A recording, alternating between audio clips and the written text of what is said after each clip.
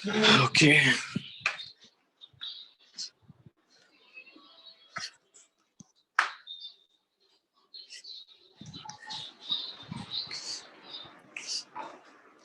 घर से क्लास लेना ना थोड़ा सा डिफिकल्ट हो जाता है, कभी कभी परेशानी हो जाता है। चलिए ठीक है, लास्ट क्लास में हम लोग क्या डिस्कस किए थे? डेटाबेस डिस्कस किए थे, डेटाबेस मैनेजमेंट डिस्कस किए थे, और क्या डिस्कस किए थे हम लोग?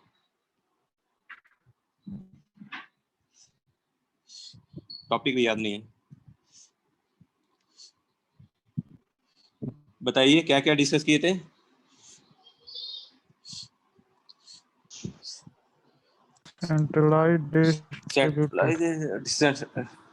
Decentralise, data base management system, centralize, decentralize या डिस्ट्रीब्यूटेड बेस, जिसमें कि हम लोग उसका एडवांटेज डिसएडवांटेज और हम लोग दोनों का एडवांटेज डिसएडवांटेज और दोनों का मतलब ही समझने का कोशिश किए थे। ठीक है, अब है कि टॉपिक है आपका व्हाट इज डेटा प्रोसेसिंग, और जब डेटा प्रोसेसिंग समझेंगे उसके बाद जो आपका आता है आपका स्ट्रीम डेटा प्रोसेसिंग और बैच डेटा प्रोसेसिंग। आपका स्ट्रीम डेटा प्रोसेसिंग आपका टॉपिक है सिलेबस में, और बैच नहीं है, लेकिन आपको दोनों को साथ में देखने से आपको रियल लाइफ में डिफरेंस क्या है और दोनों क्या है हो रहा है वो समझ में आ जाएगा। ठीक है, तो दोनों हम लोग देखेंगे और उसको डिस्कस करेंगे। ठीक है, अभी भी इन कर रहे हैं लोग।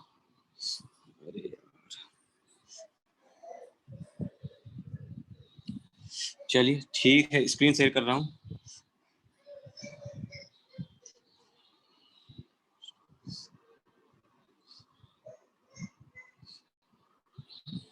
एक मिनट।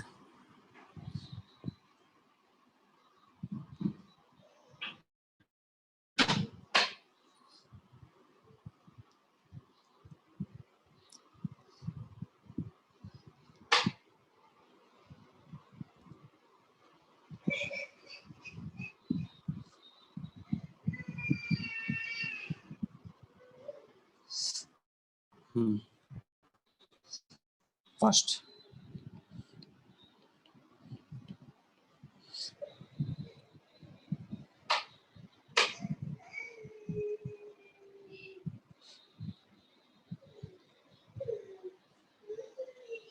ठीक है, what is first of all what is data processing?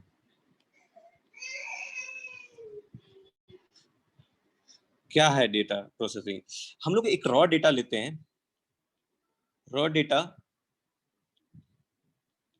और रेयर डेटा में कुछ स्टेप फॉलो कर, मतलब कुछ स्टेप या कुछ कुछ, तब हमें एक इंफॉर्मेटिव डेटा और कुछ इंफॉर्मेशन फाइंड आउट होता है। तो ये जो प्रोसेस होता है रॉ डेटा से आपको कुछ इंफॉर्मेशन गेदर करने के लिए जो कि किसी पर्टिकुलर पर्पस या पर्टिकुलर ऑब्जेक्टिव को फुलफिल करता है, तो that process is known as data processing. उसको हम लोग ऐसे भी कर सकते हैं थ्योरेटिकल वे से, डेटा प्रोसेसिंग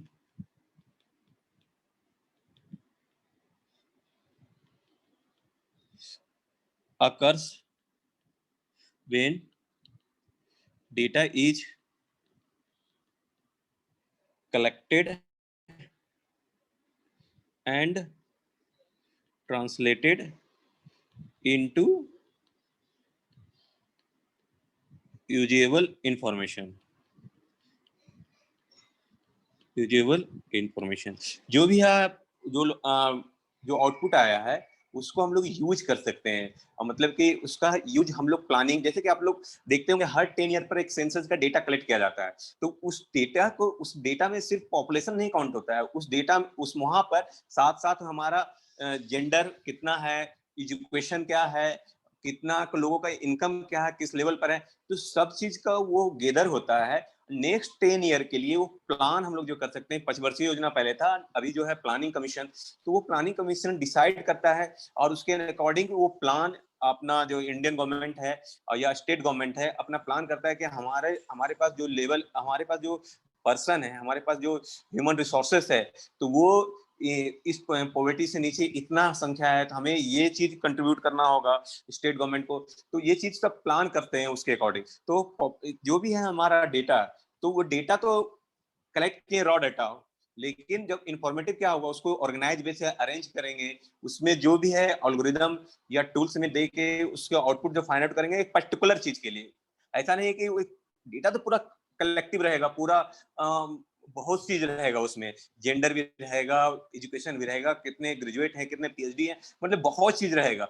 लेकिन हमको इन्फॉर्मेटिव क्या है, एक पर्टिकुलर चीज का इन्फॉर्मेशन चाहिए ना, वो तो मास में तो बहुत ज्यादा रहेगा। हमको जेंडर एनालिसिस करना है, जैसे कि तो उसके अकॉर्डिंग अगर जेंडर गैप बहुत ज्यादा है तो गर्ल्स को प्रमोट करना पड़ेगा। तो उस चीज के लिए हमको जो प्रोग्राम बनाना होगा, जैसे महिला आयोग को चाहिए तो जेंडर आयोग से रिलेटेड चाहिए, तो सारे डेटा से वो एक एनालिसिस करके प्रोसेस करके वो अपना एक सेपरेट जेंडर वाइज का वो डेटा को कलेक्ट करेंगे, और उसके बाद वो अपना प्रोग्राम या उसके बाद अपना जो मतलब कि प्रोग्राम बोलिए या लॉ बोलिए, कुछ भी लाके उसको इम्प्लीमेंट करेगा। तो वही एक data processing occur when data is collected and translated into usable information। तो देखिए 6 स्टेप है इसको करने के लिए, 6 stage of data processing. 6 stage of data processing क्या क्या है? फर्स्ट ऑफ ऑल आपको डेटा कलेक्ट करना होगा, मतलब कि आपको जो भी है रॉ डेटा एक कलेक्ट करना होगा, डेटा कलेक्शन। तो फर्स्ट क्या होगा? Data collection. ये कहाँ से डेटा कलेक्शन करना होगा? डेटा कलेक्शन तो अब है, लेकिन डेटा एक रॉ डेटा कलेक्शन करना होगा जो ट्रस्टेड वैल्यू से कलेक्ट करना होगा, ना कि अनट्रस्टेड वैल्यू से। आप ऐसे जगह से नहीं ले सकते हैं, डेटा लेना चाहिए जहां से उसका कोई ट्रस्ट वैल्यू ही नहीं हो। तो पहले क्या होगा? Data collection. इसमें collection data is the first step in data processing.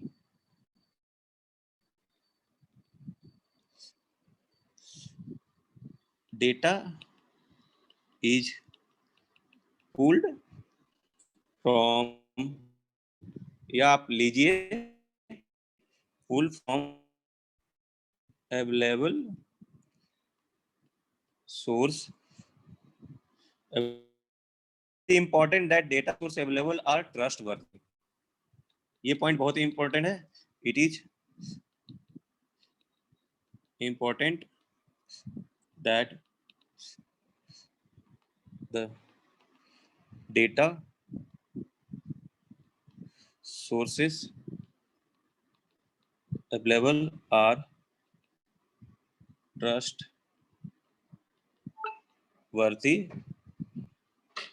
ठीक है, मतलब ऐसा है कि ट्रस्ट वैल्यू से आना चाहिए, ऐसा नहीं कि व्हाट्सएप यूनिवर्सिटी से डेटा ले लिए और उसके अलावा उसके बाद आप प्रोग्राम बना रहे हो। हाँ, कुछ बोलना है क्या? कोई मीटिंग रूम में ऐसा मीटिंग रूम इंटर करना है सबको। हाँ ठीक है।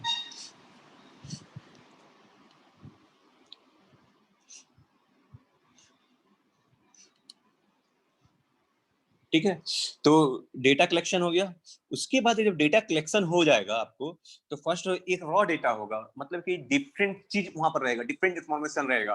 तो आपको एक पर्टिकुलर उसको ऑर्गेनाइज करना होगा सारे को, एक मतलब डिफरेंट मतलब कि मान लीजिए कि सेंसस का ही हम ले लेते हैं, तो सेंसस में हम लोग एज ग्रुप में भी डिवाइड कर सकते हैं, उसको ऑर्गेनाइज करना होगा, मेल फीमेल को अलग से ऑर्गेनाइज करना होगा, क्योंकि एज ग्रुप का भी मैटर रखता है सेंसस में। क्योंकि प्लानिंग जो है हमारा जो 60 प्लस जो होंगे, 60 प्लस या 75 प्लस, वो हमारा मेन पावर नहीं कर सकते हैं, वो वर्किंग पीपुल नहीं होंगे। तो हमको उसको हम लोग को वो उनको हम लोग कैसे फीड करना है उसके बारे में प्लान कर सकते हैं, उनको कैसे करना होगा फीड, चाहे उनके लिए हम लोग शेल्टर या जो भी है उसके लिए हम लोग सोच सकते हैं। लेकिन जो मेन पावर है उसको उस पर हमको सोचना पड़ेगा, एम्प्लॉयबिलिटी देखना होगा, एजुकेशन देखना होगा, सब चीज देखना होगा, जो 18 से आपका 50-60 साल के एज वाले लोग का। तो अलग अलग बेस से आपको अरेंज करना होगा। तो सेकेंड चीज जो प्रोसेस होता है, सेकेंड चीज होता है data preparation.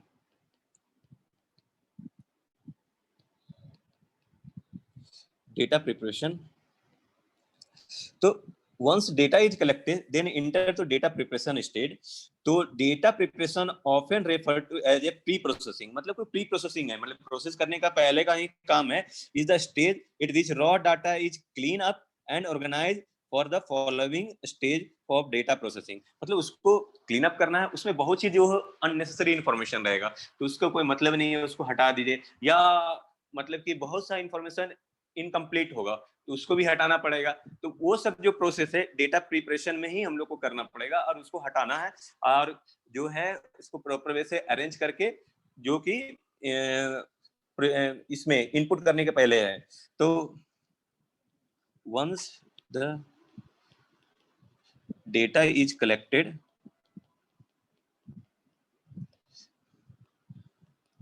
it then enters the data preparation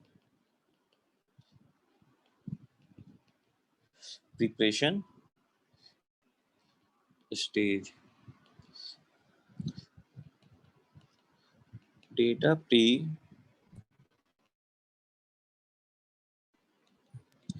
preparation often referred to as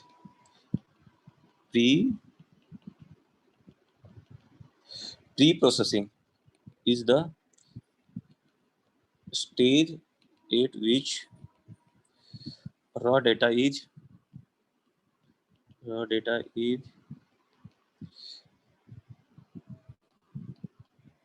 clean up and organized for the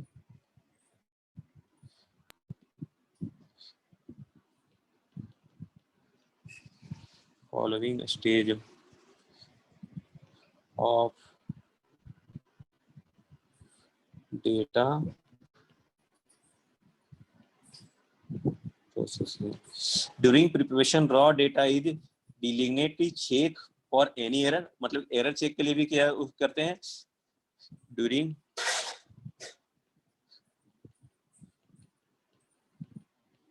preparation, data is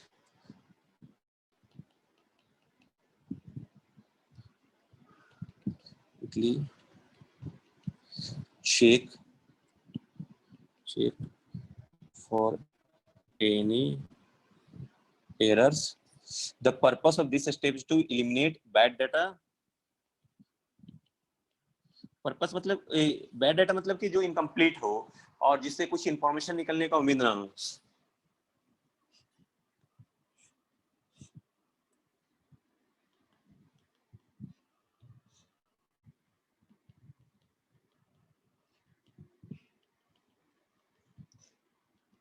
Eliminate bad data. Bad data में क्या आ जाएगा? रिडंडेंट डाटा, जो बहुत जगह एक ही डेटा सेम डिफरेंट फाइल्स वो incomplete और incorrect data and begin to create high quality data or the best business intelligence. Best business intelligence कहने का मतलब जो अपना पर्पस है उसके लिए वो काम आ सके।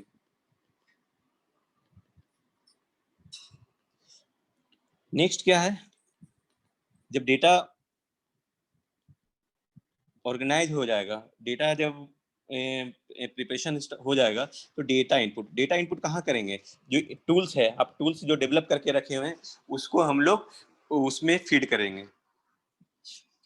वो डिफरेंट ऑर्गेनाइजेशन जिसको जिस तरह का जरूरत है उसके लिए वो टूल्स अपना डेवलप करके रखेगा।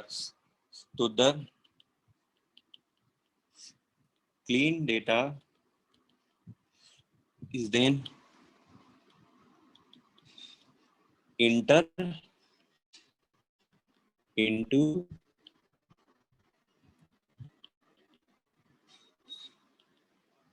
destination and translated into a language. Language कहने का मतलब को जिस वे से वो समझ सकता है, on that way, language that it can understand. Data input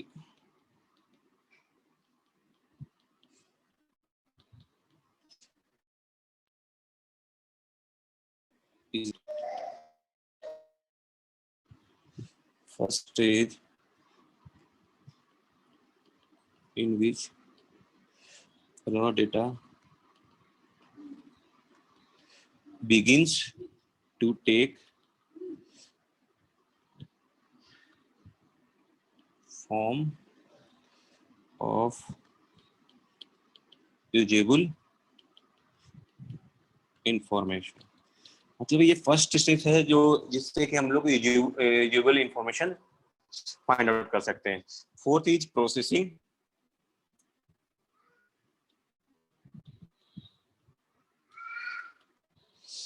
during this stage data inputted to the computer, जो भी है कंप्यूटर में ही पुट करना होगा, जहां पर आप एक एल्गोरिदम सेटअप किए होंगे और उसके अकॉर्डिंग तो ये आपका प्रोसेस होगा और वो जो है जो आपको आउटपुट चाहिए, डिजायर आउटपुट जिस लेवल का आपको डेटा फाइंड आउट करना था वो एक सेपरेट होगा. तो during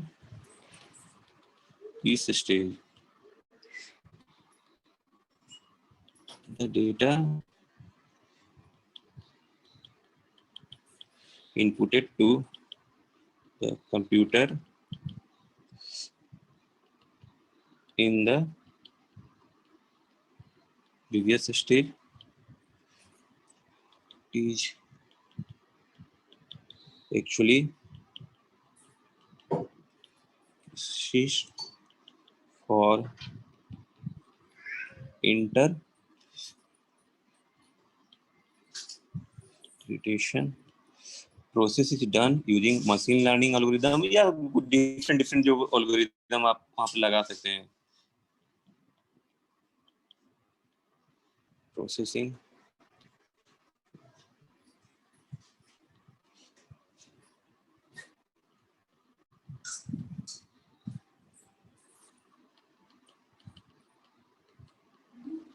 machine learning algorithm the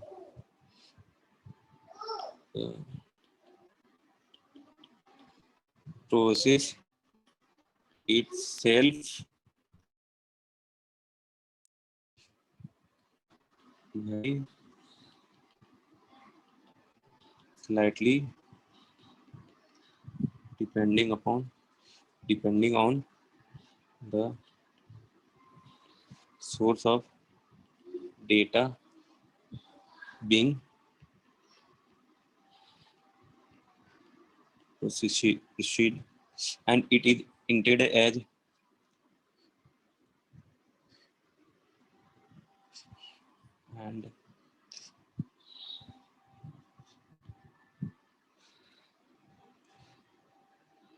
and its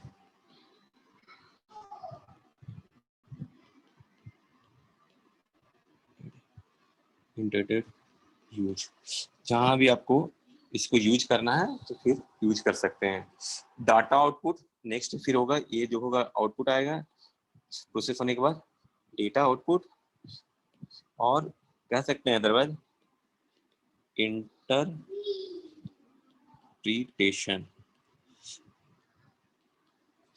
Data output, the output interpretation stage is the stage which data is finally usable to non data scientist. मतलब कि जो भी है आउटपुट आएगा यूजर फॉर्म में, द आउटपुट और interpretation stage is the stage at which data is finally usable to non-data scientist. ठीक है, तो ये डेटा जो भी आया है उसको फिर यूजेबल फॉर्म में ना यूज कर सकते हैं। नेक्स्ट फिर होगा डेटा स्टोरेज, जहाँ की आपको अपने according the final stage of data processing storage, मतलब कि जो भी है आपको जहाँ भी इसको स्टोर करना है तो वो स्टोर कर सकते हैं। एक ही लाइन आप लिख सकते हैं इसमें, the final stage of data processing is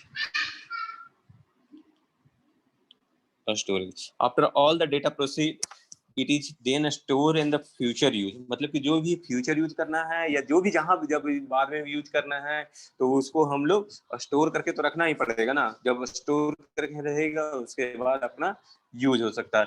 तो यही डेटा प्रोसेसिंग है जिसमें हम लोग डेटा को, रॉ डेटा को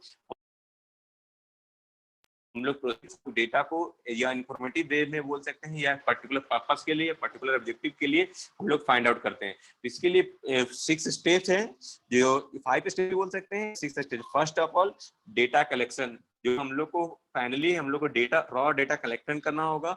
आफ्टर डेटा प्रिपरेशन हम लोग को अरेंज करना है, उसमें रिडंडेंट डेटा या इनकरेक्ट डेटा या जो भी है उसको हटाना है। नेक्स्ट इज डेटा इनपुट, आपको डेटा को इनपुट करना होगा कहाँ, जो एक कंप्यूटर या जहाँ एल्गोरिदम होगा, जिस या टूल्स होगा आप जो बना के रखेंगे वहां पर फिट करना होगा। आफ्टर दैट जो एल्गोरिदम है, अकॉर्डिंग टू एल्गोरिदम, जो आपका टूल्स जिस एल्गोरिदम पर बेस पे है वहां पर प्रोसेस होगा। आफ्टर दैट आपको मिलेगा आउटपुट जो कि यूजेबल डेटा होगा, उसके बाद आप उसको स्टोर कीजिए। तो ये ही डेटा प्रोसेसिंग का स्टेप है और ये डेटा प्रोसेसिंग है। तो ये देखिए इसमें भी 2 तरह का डेटा प्रोसेसिंग है। नेक्स्ट हम लोग लेंगे 2 तरह का डेटा प्रोसेसिंग है, एक बैच डेटा प्रोसेसिंग, एक स्ट्रीम डेटा प्रोसेसिंग। देखिए दोनों का डिफरेंस समझने का कोशिश करिएगा। बैच मतलब क्या हुआ, एक स्लॉट, मतलब कि एक स्लॉट के लिए जब डेटा का प्रोसेसिंग होगा, एक पर्टिकुलर ड्यूरेशन के लिए जब डेटा का प्रोसेसिंग होगा, that is the batch data processing होगा। मतलब कि आप उसका एग्जांपल मैं दूंगा। स्ट्रीम डेटा प्रोसेसिंग मतलब कि कंटिन्यूअस डेटा प्रोसेसिंग होगा। पर्टिकुलर इंस्टेंट पर आप जब इनपुट डालोगे, उससे कुछ आपको आउटपुट चाहिए तो वो उस पर ही रिस्पॉन्स देगा। तो देखिए बैच डेटा प्रोसेसिंग कहाँ पर हो, एग्जांपल हम बोल सकते हैं जैसे कि आपका बिजली बिल आप जो देते हो, बिजली बिल आपको जब देना होता है तो एक पर्टिकुलर टाइम पर बिजली बिल जनरेट होता है। मान लीजिए कि आपका जो टाइम है 1 तारीख को जनरेट होने का आपके एरिया में, तो 1 तारीख को जनरेट होगा और एक पर्टिकुलर ड्यूरेशन दिया जाता है कि इसी बीच में आपको पे करना है। That is the batch data processing. उस बीच में जो डेटा का उसका अदर हो रहा है पर्टिकुलर, तो that is the batch data processing. Stream data processing का मतलब क्या है, पर्टिकुलर इंस्टेंट। आप जैसे देखिए, आप रेल टिकट जब बुक करते हैं या हवाई जहाज का टिकट बुक करते हैं, उसमें क्या होता है, कंटिन्यूअस डेटा का प्रोसेस होते रहता है। मान लीजिए कि कोई एक, मतलब कि एक फ्लाइट में 220 पीपल का जाने का है, 220 पीपल का जाने का है। अगर कोई 220 बुकिंग है, अभी 10 मिनट पहले पूरा देख रहा है कि अब पूरा फ्लाइट बुक है, लेकिन कोई 10 आदमी फिर टिकट कैंसिल किया, तो वो क्या होता है, जब 10 पीपल जब कैंसिल करते हैं तो तुरंत इंस्टेंट आपका वो अपडेट होता है कि अभी 10 सीट वैकेंट है। तो फिर वो जो नेक्स्ट जो पर्सन है वो आपको डेट मतलब कि कोई भी उनका सीट अपडेट हो जाता है। अगर वेटिंग है तो उनका अपडेट हो गया कि कंफर्म हो गया। अदरवाइज कोई नेक्स्ट पर्सन अगर वेटिंग में नहीं है तो नेक्स्ट पर्सन क्या है उसको ले सकते हैं। तो 2 तरह का आपका डेटा प्रोसेसिंग होता है, एक बैच डेटा प्रोसेसिंग, एक स्ट्रीम डेटा प्रोसेसिंग। तो स्ट्रीम डेटा प्रोसेसिंग में है कि कंटिन्यूअस डेटा का फ्लो होते रहेगा, और कंटिन्यूअस के साथ मतलब कि इंस्टेंट, मतलब जितना भी आप जब भी आप कमांड देंगे, जब भी आपको जो पूछना हो आस्क, तो वो रिस्पॉन्स देगा। लेकिन आप मान लीजिए कि बिजली बिल के लिए आपका 1 तारीख को बिल जनरेट होता है, हर एक मंथ का 1 तारीख को, तो फर्स्ट तो आप 15 को या 16 को या 17 को आप चाहेंगे कि हमारा बिल आ जाए ऑटोमेटिकली, तो क्या बिल मिलेगा आपको? बिल नहीं मिलेगा। चाहे आप उसको पे भी नहीं कर सकते हो, जो पर्टिकुलर ड्यूरेशन में ही पे करना है, उसके बाद आपको फाइन देना है, जो भी आपका बना हुआ है। तो इस तरह का जो डेटा प्रोसेसिंग हो रहा है, that is the batch data processing होता है। तो हमको लगता है कि आप लोगों को समझ में आया होगा कि दोनों में डिफरेंस क्या है और कैसे अंडरस्टैंड कर सकते हैं बैच डेटा प्रोसेसिंग और स्ट्रीम डेटा प्रोसेसिंग। कोई और एग्जांपल बताइए आप लोग जो बता सकते हैं टिकट बुकिंग के अलावा, कोई एग्जांपल जो बैच डेटा प्रोसेसिंग का और स्ट्रीम डेटा प्रोसेसिंग का आप लोग बता सकते हैं कोई भी?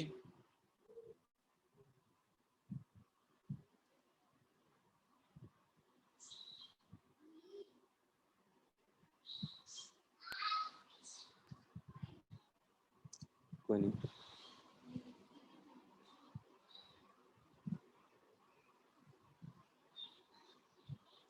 देखिए, दोनों में कुछ कुछ डिफरेंस है, कुछ कुछ, तो हम लोग डिफरेंस, हम लोग को पढ़ना जो है स्ट्रीम डेटा प्रोसेसिंग, क्योंकि हम लोग का जो आईओटी में जो डेटा, जो सेंसर जो जनरेट करेगा, वो कंटिन्यूअस जनरेट करते रहेगा। ऐसा नहीं कि अभी किया और बाद में नहीं किया, कंटिन्यूअस उसका जो भी ऑन स्टेज में भी है तो आपके सर्वर को ऑन स्टेज में भी, ऑफ स्टेज है तो ऑफ स्टेज में, जो भी है आपको कंटिन्यूअस उसको इंफॉर्मेशन मिलते रहेगा। तो हम लोग इसलिए आपका सिलेबस में भी स्ट्रीम डेटा प्रोसेसिंग का ही दिया हुआ है। तो थोड़ा सा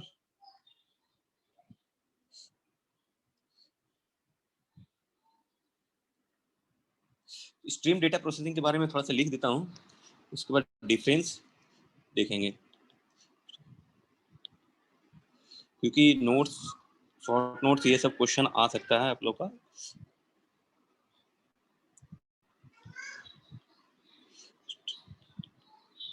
स्ट्रीम प्रोसेसिंग रेफर्स टू, देखिए और एग्जांपल आप लोग नहीं दिए हैं आपको। देखिए फ्लाइट का जो कंटिन्यूअस जो कम्युनिकेशन होता है, फ्लाइट से बहुत लोग, हमको पता है कि आप लोग सर्विस, फ्लाइट का सर्विस लिए हैं, तो आप लोग देखिएगा फ्लाइट का कंटिन्यूअस कनेक्शन किससे रहता है? जो हर जगह का जो स्टेशन जो टावर होता है, मतलब कि आपका एटीसी बोलते हैं, एयर ट्रैफिक कंट्रोलर होता है। हर एक एयरपोर्ट पर एक एटीसी होता है, एयर ट्रैफिक कंट्रोलर। आप देखिएगा कि एयरपोर्ट के किनारे एक बहुत सा बड़ा टावर होता है और उसके ऊपर में लोग बैठे हुए रहते हैं। तो उस टावर से पूरा फ्लाइट का हमेशा कनेक्शन रहता है, और वो जो कनेक्शन है उसी के अकॉर्डिंग फ्लाइट जो आपका जो रन करते हैं उनको क्या बोलते हैं जी, कैप्टन आपका हमेशा, देखिए कभी कभी बोलते हैं कि कनेक्शन डिस्कनेक्ट हो गया है, हम लोग तब रनवे पर उतरने का चांस नहीं मिलता, उनको परमिशन नहीं मिलता है, चाहे उतरता नहीं, जब कनेक्शन स्टेब्लिश हमेशा रहता है। तो वहां भी जो होता है स्ट्रीम डेटा प्रोसेसिंग होता है, बैच डेटा प्रोसेसिंग नहीं होता, डिस्कनेक्ट नहीं होता है, वो लोग हमेशा कनेक्ट रहते हैं। तो जिसके कारण उनको रास्ता और इवन मौसम क्या है वहाँ का सबका जानकारी उनको मिलते रहता है। अकॉर्डिंग टू दैट वो लोग अपना फ्लाइट का सिचुएशन और वो अरेंज करते रहते हैं। तो आप लोग और सोच सकते हैं, बहुत सा आपको रियल लाइफ में आपको बहुत सा एग्जांपल है स्ट्रीम डेटा प्रोसेसिंग और बैच डेटा प्रोसेसिंग का। Stream refer to processing of continuous stream. Stream मतलब flow, stream of data immediately as it is produced। जब आप वहां डेटा का सर्च करना चाहें, डेटा को डिमांड करेंगे, तो वो आपको तुरंत इमीडिएटली मिलेगा। इट एनालाइज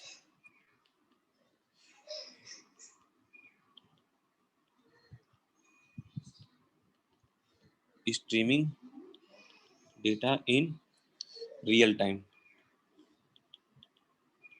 देखिए स्ट्रीम डेटा प्रोसेसिंग को रियल टाइम डेटा प्रोसेसिंग भी बोलते हैं। Real time data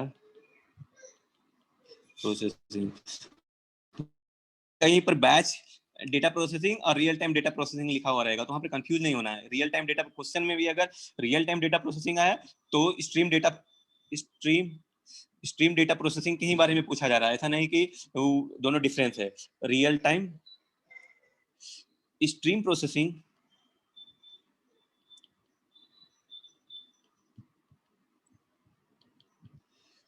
is used when the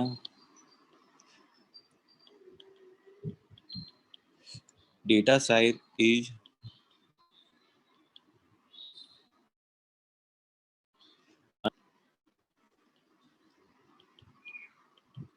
infinite and continuous।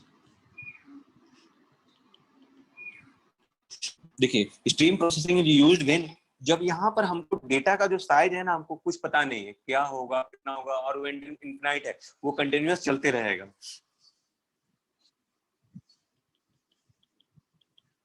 It takes few second or milliseconds to process data। Time मिलेगा, उसके बाद वो आपको डेटा आउटपुट देगा। It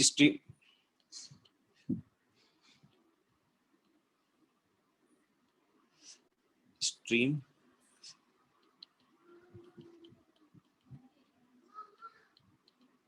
data output rate is as fast as data input rate। जो भी input होगा उसी तरह आउटपुट रेट भी सेम फास्ट रहेगा। Stream processor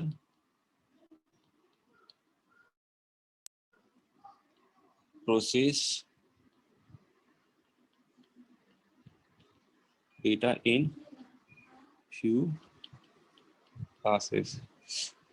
When data stream is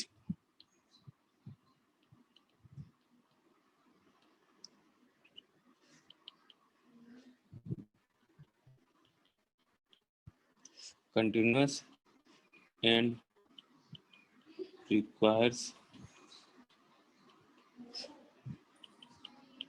immediate response, then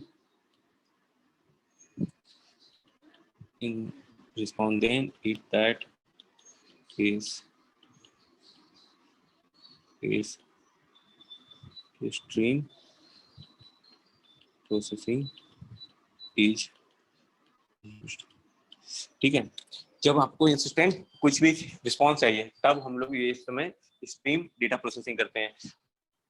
batch का हम नहीं लिख रहे हैं क्योंकि आपका सिलेबस में है नहीं। बैच में है कि पर्टिकुलर ड्यूरेशन के लिए जब आपको जरूरत हो, आपको पर्टिकुलर ड्यूरेशन के लिए फंक्शन वर्क हो रहा है, तब हम लोग को बैच प्रोसेसिंग पर हम लोग जाते हैं। वहां भी लार्ज स्केल में जब डेटा अवेलेबल है, मतलब कोई फाइनाइट है, लार्ज स्केल में फाइनाइट डेटा हो, इनफाइनाइट नहीं, फाइनाइट डेटा है, तब हम लोग वहां पर स्ट्रीम बैच प्रोसेसिंग करते हैं। इसका कुछ चैलेंजेस भी करेंगे, डिस्कस करेंगे, और दोनों का बीच का डिफरेंस डिस्कस करेंगे नेक्स्ट क्लास में। अभी किन्हीं को कुछ डाउट है तो पूछ सकते हैं, अदरवाइज क्लास लेफ्ट कर सकते हैं।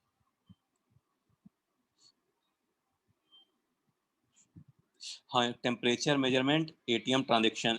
तो एटीएम ट्रांजेक्शन भी आपका बैच, एटीएम ट्रांजेक्शन भी आपका स्ट्रिप डेटा प्रोसेस।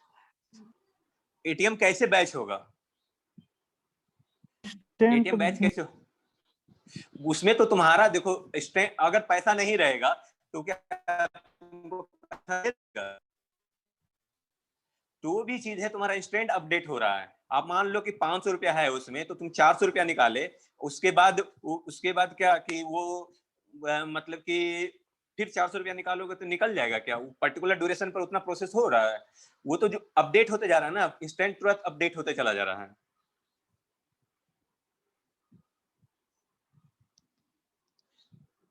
समझे अमृतेश?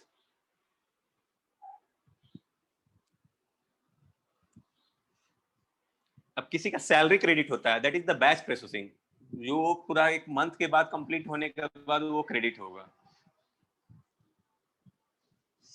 ठीक है, तो थोड़ा सा इसको सोचिएगा, और कुछ डाउट होगा तो फिर पूछिए, डिस्कस कीजिएगा। फिर इसका दोनों का डिफरेंस हम बताएंगे, और उसके बाद है कंसिस्टेंसी। और कंसिस्टेंसी में दो तरह का कंसिस्टेंसी है। कंसिस्टेंसी क्या होता है, रिडंडेंसी और कंसिस्टेंसी दोनों डिफरेंट वर्ड है। तो दोनों से रिलेटेड लेके हुए हम लोग डिस्कस करते हुए, उसमें दो तरह का कंसिस्टेंसी है, इवेंचुअल कंसिस्टेंसी और स्ट्रॉन्ग कंसिस्टेंसी, दोनों को डिस्कस कर लेंगे। तो वो नेक्स्ट क्लास में होगा। तो अभी किन्हीं को कुछ डाउट है तो पूछ सकते हैं, अदरवाइज क्लास लैप्ट कर जाइए। साइलेंट पड़ा हुआ, जब खत्म होगा ऑटोमेटिकली